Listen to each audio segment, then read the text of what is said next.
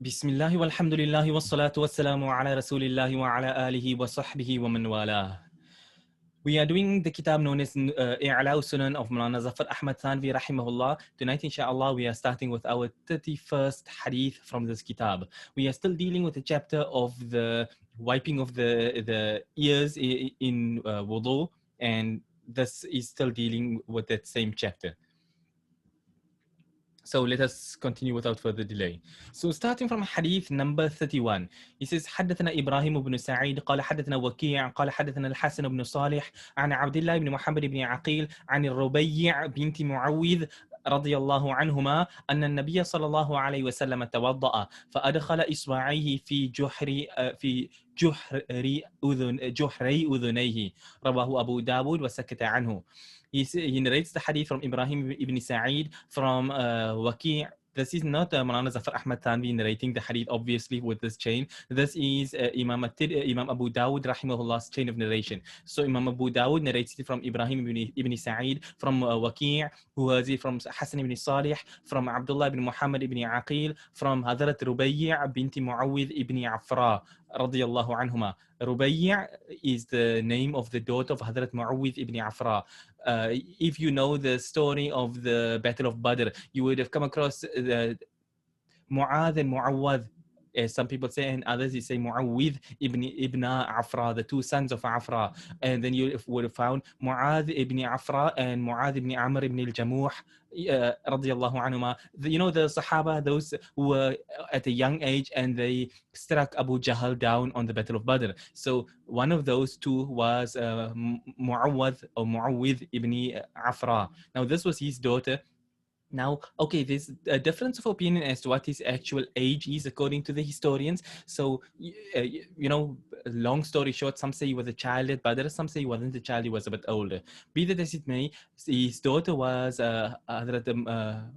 Rubayya bint Mu'awwidh radiyallahu anhuma, and she was a Sahabiya. She heard these hadith and saw these certain things of Rasulullah sallallahu alayhi wasallam. So she narrates that Nabi sallallahu alayhi wasallam made wudu, and فَأَدْخَلَ إِصْبَعَيْهِ, Nabi sallallahu alayhi wasallam put his fingers, meaning one finger each, في جُحْرَيْ أُذُنَيْهِ, in the holes of his two ears. What are the holes? The inner part of his ears. So when Nabi sallallahu alayhi wasallam was making the masah of the ears, Nabi sallallahu alayhi wasallam took his fingers and put it into his ears itself. Obviously, like I explained last week, it don't mean shoving it into your head past the soft part. We're not referring to things like that, but you put it as far as is possible. That's where you put your fingers in. So she said, this is what I saw Rasulullah sallallahu alayhi wasallam doing. Imam Abu Dawud rahimahullah reports this hadith and he kept silent on it. Now, Maulana Zafar, he says, قلت وقد روى الترمذي حديثا عن عبد الله هذا عن الربيع ثم قال حسن صحيح. He says that Imam at-Tirmidhi had reported a hadith from the same narrator, Abdullah, the Abdullah ibn Muhammad ibn Aqil, from Hadrat Rubayya radiyallahu anha, and Imam at-Tirmidhi graded it as being Hasan and Sahih. So Imam Abu Dawud narrated this hadith and he kept silent, which means he regarded it as authentic. Imam at-Tirmidhi reported with a similar chain from the same narrator in the same form, and he graded it explicitly as being authentic. So we've got already two of the muhaddithin that have graded it as being authentic. He says, وَقَالَ فِي أَوَائِلِ كِتَابِهِ عبد الله بن محمد بن عقيل هو صدوق وقد تكلم فيه بعض أهل العلم من قبل حفظه. He says that he makes mention in the beginning of his book that regarding the narrator Abdullah ibn Muhammad ibn Aqil, he is Saduq. Saduq is one of the Mustalah al-Hadith terminology. Simply put, in practicality, it means he is a truthful person. He is someone you can take from. So he is a Saduq person, but قد تكلم فيه بعض أهل العلم. Some of the ulama have spoken about him with regards to his memory. In other words, they said his memory is not all that strong. He's a pious person. He's a truthful person. But, you know, his memory can fail him on certain things. This is what some ulama have said. But he says, وسمعت محمد بن إسماعيل يقول كان أحمد بن حنبل وإسحاق بن إبراهيم والحميدي يحتجون بحديث عبد الله بن محمد بن عقيل. قال محمد يعني البخاري وهو مقارب الحديث. So yeah, Maulana Zafar, he makes mention, he goes further, that Imam al-Tirmidhi, rahimahullah, he said, I asked Muhammad ibn Ismail, who it was, that's the name of Imam Bukhari, Muhammad ibn Ismail ibn Ibrahim ibn al-Mughira ibn Bardizbah al-Ju'fi al-Bukhari, and so he said, I asked Imam al-Bukhari with regards to this narrator. Imam al-Bukhari was the teacher of Imam al-Tirmidhi. That is why you'll find time and time and time again Imam al-Tirmidhi say, وَسَمِعْتُ مُحَمَّدًا, I heard Muhammad saying, meaning Imam al-Bukhari rahimahullah. So he said that I heard Imam Bukhari rahimahullah saying that Imam Ahmad ibn Hanbal, Imam Ishaq ibn Ibrahim, and Imam al-Humaydi, Imam al-Humaydi, one of the famous muhaddithin as well, the Mus'ab al-Humaydi is a big famous book of hadith, which is like a gathering of the different chains of hadith. But yeah, so Imam al-Humaydi was one of those senior ulama of hadith from the early times. Anyway, so these muhaddithin يحتجون بحديث عبد الله ibn Muhammad ibn Aqil. All of them, they use the narrations of Abdullah ibn Muhammad ibn Aqil as dalil. You can establish a hukm, you can establish a ruling in deen to be followed on his narrations, which means that they regarded him as being authentic and reliable. Otherwise, if they felt there was any weakness in it, you wouldn't have been able to use his narrations for proof. But the fact that they use these narrations as proof is proof itself that they regarded him as authentic. So Imam Bukhari rahimahullah, after having mentioned this, he said, وَهُوَ مُقَارِبُ الْحَدِيثِ. So Abdullah ibn Muhammad ibn Aqil, he is muqarib al-hadith. Now, muqarib al-hadith is another mustalah al-hadith term. It's not used in the, if you did Bukhari, Muslim, Tirmidhi, Abu Dawud, Nasai, Ibn Majah, in the books itself, like this here, where Imam Tirmidhi them comment here and there on a hadith, you may be going to come across the term once or twice. When you go into the deeper books of Jarh wa Ta'adil, you come across terms like this more often. Anyway, muqarib al-hadith is simply put a term which, if we were to put it in English, we would say he's okay. You can accept him. It's not a problem. Because muqarib al-hadith means that if he's okay, he's up to standard. I got no complaints about him. I'm not overly ecstatic over the moon about him, because there are people with better memories and stuff like this here, but at the same time there's nothing wrong with him. So it's like you can take from him. That's what muqarib al-hadith mean. Therefore, if you have a narrator who is muqarib al-hadith, that chain of narration would be deemed as being authentic. So that's what the muqarib al-hadith means. So he says here, قلت كفى به قدوة لا سيما إذا وافقه في غيره أيضا وبقية رجال السند رجال مسلم. He says, Maulana Zafar now, he says that I say there is sufficient of an example in Imam Bukhari rahimahullah. If Imam Bukhari accepted this man as being reliable, and so too Imam Abu Dawud and Imam At-Tirmidhi, then that's good enough as an example for us. I mean, even moreover, when you have other ulama who have also agreed with him in that regard, that Abdullah ibn Muhammad ibn Aqil is acceptable and reliable. And he say, moreover, the rest of the people in this chain of narration are all the narrators found in Sahih Muslim. So therefore, everyone else in the chain is authentic, meaning that the hadith at the end of the day is authentic. Now, we've established already from numerous ahadith about the wiping of the ears and stuff, but you can see the extent of the narrations which are extent that the Ahnaf use in order to establish a ruling. It's not just, we decided to come across the first thing and there we go, run off with it. It don't work that way. Anyway, moving further, we move on to our 32nd حديث, which is حدثنا ربيع المؤذن قال حدثنا أسد قال حدثنا ابن لهيعة قال حدثنا محمد بن عجلان عن عبد الله بن محمد بن عقيل عن الربيع ابنة معوذ ابن عفراء رضي الله عنهما أن رسول الله صلى الله عليه وسلم توضأ عندها فمسح رأسه على مجاري الشعر ومسح صدغيه وأذنيه ظاهرهما وباطنهما. Okay, this hadith is reported by Rabi' al-Mu'adhin from Asad from Ibn Lahi'a. Now, Ibn Lahi'a, I think I've spoken about him before in the past. His name is Abdullah ibn Lahi'a. Abdullah ibn Lahi'a is one of those narrators that you will find certain muhaddithin grading him as being weak. And, this shows the depth of the knowledge of the ulama in the real muhaddithin, and also you understand the ulama of Ahnaf, the Hanafi muhaddithin in this regard. And the flimsy nature of the Salafi gradings of narrations. So you'll come across a Salafi and he'll say, oh, Ibn Lahiya is in it, throw it away. Ibn Lahiya is weak. Why? Because in Mizanul I'tidal, it said there, Ibn Lahiya da'if. And they would put it out like that and then feel justified. And of course, when you throw a couple of names left, right, and center like this here, then people say, well, they did quote sources and references, so therefore Ibn Lahiya is weak, we can't take his narration. But in reality, it doesn't work that way. In the science of hadith, when the muhaddithin clarify the reason why somebody is authentic, and another one say, uh, a general thing that a person is weak, we give preference to the one who, as you call it, a mufassar, the explained form as to why he's authentic. We'll take him over the one who just simply said he's da'if. Unless the person can come with a detailed version as to why he says and vice versa is true. If somebody says he's authentic, but another muhaddith can come along with a detailed version as to why he says the man is not authentic, then we'll give preference to the one who has it in more detail. So that's how it goes. So when it comes to Abdullah ibn Lahiya, he was not an evil person. He was a pious person, upright person, a reliable person, and all. The only thing against Ibn Lahiya was the fact that he had somewhat of a weak memory. Now, Ibn Lahiya had many students, and in his early days, he narrated to, like it was the norm. They were ulama, they traveled the world. So they would come and sit in the circles of Ibn Lahiya and take a hadith from him and stuff like this here and move on and never come back and see him again in their life because they are continuing with their travels. So it would go on like this. And this is how Ibn Lahiya carried on with these classes, conducting and narrating a hadith to people, being reliable all the time.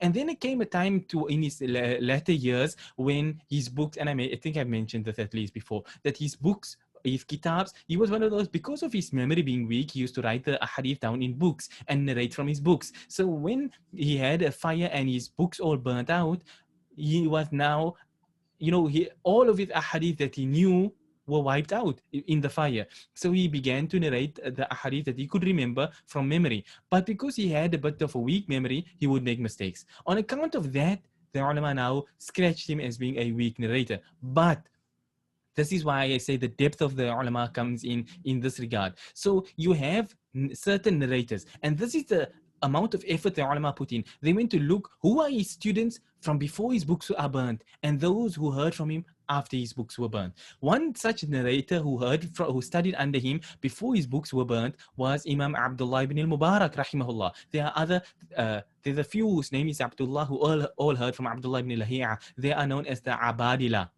Abdullah plural is Abadila. So if they narrate from Abdullah ibn Lahiya, we take his narration and we say it's authentic. Because why? When Imam Abdullah ibn Mubarak learned under Ibn Lahiya was in his prime narrating from his books. So everything from that chain of narration would be authentic. But when these latter people would narrate from Ibn Lahiya at the time when he was narrating from memory, then those chains would be a little bit suspect.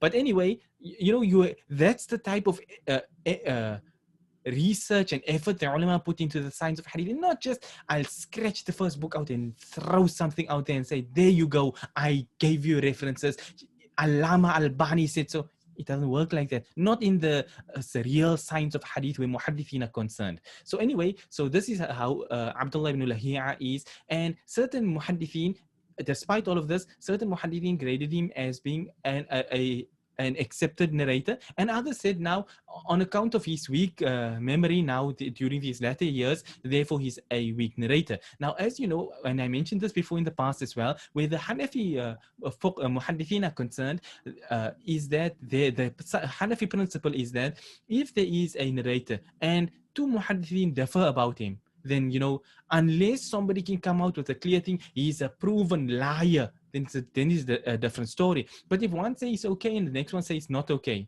then that doesn't harm him, and the chain of narration will still be deemed as being acceptable. Because, for example, there are people Imam Muslim accepted that Imam Bukhari wouldn't. So if we must throw everything out on account of the fact that one person was against it, then we'll end up throwing most of the ahadith away. So therefore, the Ahnaf took a more holistic view on the whole thing, and they said that if one muhaddith has got an acceptable view towards a narrator, we can accept such a narration.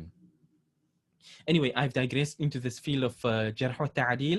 But anyway, like I said, this kitab touches on usul of fiqh, usul of hadith, hadith itself, and fiqh. So, it's good to always take these things along as we go. Anyway, so he narrated from Ibn Lahi'a قال حدثنا محمد ibn Ajlan. He narrated from Muhammad ibn Ajlan from Abdullah ibn Muhammad ibn Aqil. Yeah, you see the same narrator of the previous hadith. And this is where when you delve into hadith, now, the name sticks in your mind. Abdullah ibn Muhammad ibn Aqil, don't this name sound familiar? Yes, it does. We did so in the hadith before. So as you study the deen and you read a hadith, you come across chains of narration, you start to pick up certain names. Like Ibn Lahi'a is not a common name. So obviously when you hear it the first time, you remember it for the second, third, fourth, and fifth time. So, that's how it goes. Anyway, so he narrates from Abdullah ibn Muhammad ibn Aqil from Rubayya, Hazrat Rubayya radiyallahu anha, the daughter of Hazrat Mu'awwidh ibn Afra radiyallahu anhu, who said that Rasulullah sallallahu alayhi wasallam made wudu by her. And Nabi sallallahu alayhi wasallam masaha ra'sahu ala majari sha'r. That Nabi sallallahu alayhi wasallam wiped his head ala majari sha'r. Like in other words, wiping his head backwards along the roots of the hair. If you were to put it in the root ROUTES, the root, that the way the hair goes. So wiped his head backwards like that. وَمَسَحَ صُدْغَيْهِ, and wiped his temples on the side of the head, those temples, not other temples. وَأُذُنَيْهِ, and his ears. ظَاهِرَهُمَا وَبَاطِنَهُمَا, the inner part and the outer part of the ears. So all of these hadith are here simply to prove that when Nabi sallallahu alayhi wasallam wiped the head, the ears were wiped along with it. Like I made mention of the hadith, al-udhunani min al-ra's, the ears are from the head. So all of this is coming to hammer home that point, that the ears are wiped with the head and not with the face. He says, أخرجه الطحاوي ورجاله ثقات. Imam al-Tahawi rahimahullah narrates this hadith, and the narrators are all authentic. Now he says, وابن لهيعة وثقه أحمد وحسن له الترمذي واحتج به غير واحد. He says that Ibn Lahi'a was deemed as being authentic by Imam Ahmad ibn Hanbal, and he's graded as being okay by acceptable by Imam al-Tirmidhi. And he says more than one of the ulama have used him as proof. Now, the part with regards to Imam al-Tirmidhi do make mention about Ibn Lahi'a, but then also makes mention of the fact that other ulama have graded him as being weak. So he's a bit of a mukhtalaf fi narrator as far as Imam al-Tirmidhi's words are concerned. But anyway, he says that there are other ulama who have graded him as being reliable. But we've just discussed that a short while ago. Anyway, he says, وَإِبْنُ عَقِيلْ احتج به الحاكم في المستدرك وقوى أمره وقال هو مستقيم الحديث مقدم في الشرف. Okay, so he says that this Ibn Aqil, Abdullah ibn Muhammad ibn Aqil that we've been speaking about, Imam al-Hakim has narrated from him and used him as proof in his Mustadrak, al-Mustadrak ala Sahihain of Imam al-Hakim. And he strengthened his, he further strengthened the issue when he said that this Abdullah ibn Muhammad ibn Aqil, he is mustaqimul hadith. So Imam Bukhari called him muqaribul hadith, but the mustaqimul hadith is on a higher level than muqaribul hadith. As you know the word, siratul mustaqim. So yeah, mustaqimul hadith, he's on the right path with the hadith. He knows what he's talking about. So that's how Imam al-Hakim has graded him. So we've got Imam Bukhari who accepted him, you've got Imam Abu Dawud who accepted him, you've got Imam al-Tirmidhi who accepted him, you've got Imam Hakim, you've got multiple ulama who have accepted the narrations of Abdullah ibn Muhammad ibn Aqil. Like I said, we've done already many ahadith to prove it, but just from the point of this one narration, you can see there's a lot that goes into it. Anyway, so he says, he's mustaqimul hadith muqaddamun fi sharaf. He's a honorable person that is there in the front. وسرد له الطحاوي طرقا عديدة إلى عبد الله بن محمد بن عقيل عن الربيع عن النبي صلى الله عليه وسلم مثله، ثم قال: ففي هذه الآثار أن حكم الأذنين ما أقبل منهما وما أدبر من الرأس، وقد تواترت الآثار بذلك ما لم تتواتر بما خالفه. Imam al-Tahawi has reported this issue through numerous chains of narration, this hadith, through Abdullah ibn Muhammad ibn Aqil from Hazrat Rubayya bint Muawwidh ibn Affara radiyallahu anhuma to Nabi sallallahu alayhi wasallam, and Imam al-Tahawi then said, ففي هذه الآثار, in all of these narrations here, what comes a person comes to know is that the wiping or the ruling of the ears, wiping it the front, the front and back or inner and outer part, is wiped with the head, not with the face. So he makes mention وَقَدْ تَوَاتَرَتِ الْآثَارِ, that the narrations are mutawatir. Does it mean mutawatir in the sense like, the hadith got so many chains of narration? No. He's speaking here from the point that there are so many narrations that speak up. He's not saying this narration is mutawatir. He's saying that there are so many narrations when we're talking about the wiping of the ears. The bulk of the narrations make mention of wiping the ears with the head, not wiping the ears with the face. That's what he's saying. He's saying, in other words, you'll find one narration which says, wash that Nabi sallallahu alayhi wasallam, for example, washed his face and wiped his ears at the same time. But he says that contrary to this, you'll find almost like mutawatir. So every other single hadith says that the ears were wiped with the head, not with the face. Okay, so that was the 32nd hadith. Let's move on to the 33rd one. He says, عن أبي أمامة رضي الله عنه قال قال رسول الله صلى الله عليه وسلم إذا توضأ المسلم فغسل يديه كفرت به ما عملت يداه. Hazrat Abu Umama radiyallahu anhu, he said that Rasulullah sallallahu alayhi wasallam said, when a Muslim makes wudu and he washes his hands, كفرت به ما عملت يداه, this washing of his wipes away the sins that his hands have committed. فإذا غسل وجهه كفرت عنه ما نظرت إليه عيناه, that when he washes his face, the water washes away the sin of what he had looked at with his eyes. وإذا مسح برأسه كفرت عنه ما سمعت أذناه, and when he wipes his head, this washes away or wipes away the sin of what he had heard with his ears. Al-Hadith. He says, now, you may think, how does this hadith even got to do with anything? But the fact of the matter, when he wiped his head, it wiped away the sins that come from his ears, which shows that even if you take it from this angle around the corner like this here, it all comes back to the same thing, that the ears are from the head. So he says, وفيه أبو غالب مختلف في الاحتجاج به وبقية رجاله ثقات وقد حسن الترمذي لأبي غالب وصححه له أيضا ورواه أحمد من طرق صحيحة.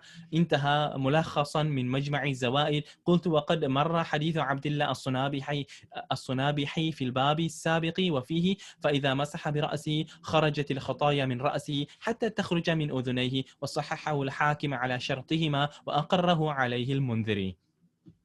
So he says, in this chain of narration of this hadith we just read here now, is a narrator by the name of Abu Ghalib. Now, Abu Ghalib is mukhtalaf fi. You know that the muhaddithin differ with regards to him, with regards to using him as proof. But he says, besides Abu Ghalib, everyone in the chain is a thiqa. All of them are reliable and authentic. Now, with regard to Abu Ghalib, he says Imam at-Tirmidhi has graded his narration of his as being Hasan, meaning authentic and reliable. And وَصَحَّحَ لَهُ أَيْضًا, he also graded another one as being Sahih from Abu Ghalib. So according to Imam at-Tirmidhi, Abu Ghalib is a reliable narrator. He says, وَرَوَاهُ أَحْمَدْ مِنْ طُرُقٍ صَحِيحَةٍ, and Imam Ahmad reports the hadith through many authentic chains. Anyway, he says this is from a shortened version of what's mentioned in Majma' al-Zawaid. Now, Mulana Zafar, he says, we previously passed by the hadith of Hazrat Abdullah as-Sunabihi radiyallahu anhu. It was done last week in the previous chapter. In that hadith, he made mention when the person wipes his head, his sins fall off from his head until it comes out from his ears. So he says when we're talking from a field of hadith, maybe the narration, let's say for example, this وَإِذَا مَسَحَ بِرَأْسِهِ كُفِّرَتْ عَنْهُ مَا سَمِعَتْ أُذُنَاهُ. Let's say we graded this narration from its sanad perspective, that this narration happened to be weak. But now you have another thing which comes into play. And this is where, again, Salafis tend to fall short because they don't see the whole picture. Now, we would look at this narration and we would not look at it in isolation. We'll say, we've got this narration, it's got a weak chain. Are there supporting evidences? We'll say yes. This hadith of Hazrat Abdullah as-Sunabihi radiyallahu anhu that we read last week, the meaning of it is the same. Ergo, this hadith now becomes a shahid. It becomes a supporting evidence. It comes to lend strength to this narration that we just have read above of Abu Ghalib. So therefore, we would say, even if we said the hadith that we read here of Abu Ghalib happened to be weak, then the narration of Hazrat Abdullah Sunabi radiyallahu anhu would lend strength to this narration and would raise its level to that of being Hasan. But anyway, we say the narration itself of Abu Ghalib is Hasan, even without the narration of Hazrat Abdullah Sunabi radiyallahu anhu being brought in. So again, a whole holistic look is how we take the ahadith before we just give a judgment on it. We take all of these things into consideration, all the supporting evidences and everything, and then we say it's authentic or it's not authentic, and so on and so forth. So anyway, he says, Imam Hakim rahimahullah has commented on this hadith and said it is authentic according to the criteria of Imam al-Bukhari and Imam Muslim, and Imam al-Mundhiri rahimahullah agrees with it as well. All right, that being that, we've ended off the chapter, and our next chapter deals with the wiping or the khilal of the beard and how the khilal is to be done. But our time is running short, and I don't want that we must enter into the chapter and then, okay, wait, let's see. How many ahadith have we got here? 1, 2, 3, 4. Let's see, maybe we can finish the chapter and we don't have to delay and sit next year and we still haven't done the ahadith. So let's see how far we can go. It says, Babu sunniyati takhlil al-lihyati wa kayfiyatuhu. The chapter regarding the fact that it is sunnah to make khilal of the beard, and how do you make khilal of the beard. Khilal, obviously, as you know, is to pass wet fingers through the beard, through your hands, through your toes. That's what khilal is. So therefore, how is it done with regards to the beard? So the first hadith, قوله عن عثمان عن عثمان بن عفان رضي الله عنه أن النبي صلى الله عليه وسلم كان يخلل لحيته. Hazrat Uthman ibn Affan radiyallahu anhu narrates that Nabi sallallahu alayhi wasallam used to make khilal of his beard. Now Hazrat Uthman radiyallahu anhu simply puts this out there without detailing how exactly it was done. We'll do the detail in a bit, but let's take the hadith one at a time. He says, رواه الترمذي وقال هذا حديث حسن صحيح وفي بلوغ المرام وصححه ابن خزيمة. Imam al-Tirmidhi narrates it and he says it is a حسن صحيح, it's an authentic, reliable narration, and Imam Ibn Hajar al-Asqalani in Bulugh al-Maram, that's the name of another one of his kitabs, he says this narration is graded as being authentic by Imam Ibn Khuzayma rahimahullah. Next one, number 35, عن عائشة رضي الله عنها. Time is running short. We've got now 10 minutes. Let's see how far we can go. Anybody who has any questions, ask your questions. Don't wait till we reach the end. Then, we won't run out of time like we ran out last night. Okay, so عن عائشة رضي الله عنها أن رسول الله صلى الله عليه وسلم كان إذا توضأ خلل لحيته بالماء. رواه أحمد ورجاله موثقون. مجمع الزوائد وإسناده حسن كما في التلخيص الحبير. Hazrat Aisha radiyallahu anha narrates that Rasulullah sallallahu alayhi wasallam, when he would make wudu, he would make khilal of his beard using water. Imam Ahmad narrates the hadith, and the narrators in the chain are all authentic and reliable. This is mentioned in or at least is mentioned in Majma'u Zawaid, that the chain of narration or at least مجموع الزوائد وإسناده حسن كما في التلخيص الحبير. So Imam Ibn Hajar al-Asqalani in التلخيص الحبير graded it as being Hasan, and it's regarded as being authentic by Imam Ibn Hajar al-Haytami in مجموع الزوائد as well.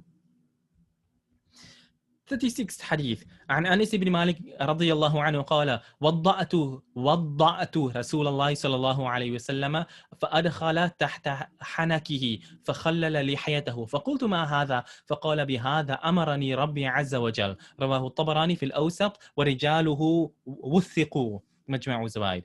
Hazrat Anas ibn Malik radiyallahu anhu said that وضعت, that I made wudu for Rasulullah sallallahu alayhi wasallam. What does this mean? Meaning that I poured the water. I was the one who brought the water for Rasulullah sallallahu alayhi wasallam. So I saw Rasulullah sallallahu alayhi wasallam make the wudu. And what did Nabi sallallahu alayhi wasallam do?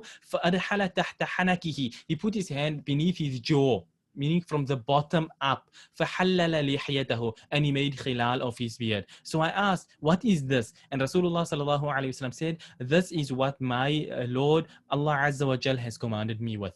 Imam al-Tabarani reports this hadith in Al-Mu'jam al-Awsat, and the narrators are all graded as being authentic according to Imam Ibn Hajar al-Haytami in Majma' al-Zawaid. Let's move on to the next hadith, then you'll understand, we'll do the exact method of the khilal. حديث نمبر 37. حدثنا محمد بن خالد الصفار من أصله وكان صدوقا. حدثنا محمد بن حرب حدثنا الزبيدي عن الزهري عن أنس رضي الله عنه أن رسول الله صلى الله عليه وسلم توضأ فأدخل أصابعه تحت لحيته وخلل بأصابعه وقال هكذا أمرني ربي. رواه ذهلي في الزهريات وصححه ابن القطان والحاكم قبله التلخيص الحبير. Okay, next narration is narrated from Muhammad ibn Khalid al-Saffar, and he was a reliable Saduq person. He narrates from Muhammad ibn Harb, from Az-Zabidi, from Az-Zuhri, from Hadrat Anas ibn Malik radiyallahu anhu, that Rasulullah sallallahu alayhi wa sallam made wudu and put his fingers beneath his beard through and made khilal in that manner. And then the Rasulullah sallallahu alayhi wa sallam said, this is how my Lord has commanded me to make. It's mentioned, narrated by Imam al-Dhuhli, and it's graded authentic by Imam Ibn al-Qattan and by Imam Ibn Hakim before him. Last hadith of the chapter, and then everything will come to a close in this narration, which is عن أنس بن مالك رضي الله عنه أن رسول الله صلى الله عليه وسلم كان إذا توضأ أخذ كفا من ماء فأدخله تحت حنكه فخلل به لحيته وقال هكذا أمرني ربي. رواه أبو داود وسكت عنه هو والمنذري وعزاه العزيزي إلى أبي داود والحاكم ثم قال الشيخ حديث صحيح. Hazrat Anas ibn Malik radiyallahu anhu narrates that Rasulullah sallallahu alayhi wasallam, when Nabi sallallahu alayhi wasallam used to make wudu, Nabi sallallahu alayhi wasallam used to take a handful of water and take this handful of water beneath his jaw through فَخَلَّلَ بِهِ لِحْيَةً, and in this manner make khilal. So picture this in your hand, in your mind. Nabi sallallahu alayhi wasallam is taking a handful of water in his right hand. He's putting his hand with this water, cupped hand beneath his chin, and obviously this water comes in now on the as you can say, from your jawline here in the bottom, from the bottom of your beard up, and you put the water in and your fingers go now through your beard. That's how Rasulullah sallallahu alaihi wasallam made the khilal, going from bottom up, not pulling from side to side and all front up down, combing through, not like that, but from the bottom of the, as you could say, from your throat going out, not from your lip going down. That's the sunnah method of how khilal of the beard is done. So in this manner, Rasulullah sallallahu alaihi wasallam made khilal of the beard and said, this is how my Lord has commanded me to do. Imam Abu Dawud narrates this hadith, and he kept silent. Him and Imam al-Mundhiri, rahimahumullah, both of them, so they both regard it as being authentic and reliable. وَعَزَّاهُ الْعَزِيزِ إِلَى أَبِي دَاوُدْ وَالْحَاكِمْ ثُمَّ قَالَ الشَّيْخ حَدِيثٌ صَحِيح. So Imam al-Azizi links it to Imam Abu Dawud and Imam Hakim, and then thereafter he said the narration is sahih. So at the end of the day, regardless of what, we've got Imam Abu Dawud and Imam al-Mundhiri alone, that would have been sufficient to prove that it's authentic. So we had all of the previous ahadith which spoke about the making khilal of the beard, and this one just gave. The others all made mention of the same thing, from beneath the beard, beneath the beard, beneath the beard. This one just added the addition that was a handful of water. So it's not just to take a wet hand and put it through, but rather to take a handful of water and take it with the water through. That is the correct way to make khilal of the beard. And that's the last hadith in this chapter, and we will start next week inshallah ta'ala with the babu takhlil al-asabi'i wa dalk al-a'dha, a very important topic, especially in modern times, the making khilal of the fingers and dalk. Dalk is the important topic I want to touch on inshallah ta'ala, which we will do next week, which means to rub a person's limbs. But that inshallah ta'ala is forthcoming attractions. We'll do that next week. For now, we have ended these two chapters, the chapter that the ears are from the head and the chapter with regards to making khilal of the beard. So inshallah ta'ala, we end on this point here. I don't see any questions having come in from anybody, so I take it that nobody has any questions. So upon that note, we end for tonight inshallah ta'ala. Like I say, next week same time, same place. We'll continue on from this page here, bi'idhnillahi ta'ala, and we can do this chapter with regards to making khilal of the fingers, insha'Allah ta'ala. Okay, that being that, we will end for tonight. Until next time, wa sallallahu wa sallama wa baraka ala nabiyyina Muhammad. Subhanallahi wa bihamdihi, subhanaka Allahumma wa bihamdik. Nashhadu an la ilaha illa anta, nastaghfiruka wa natubu ilayk. Wassalamu alaykum wa rahmatullahi wa barakatuh.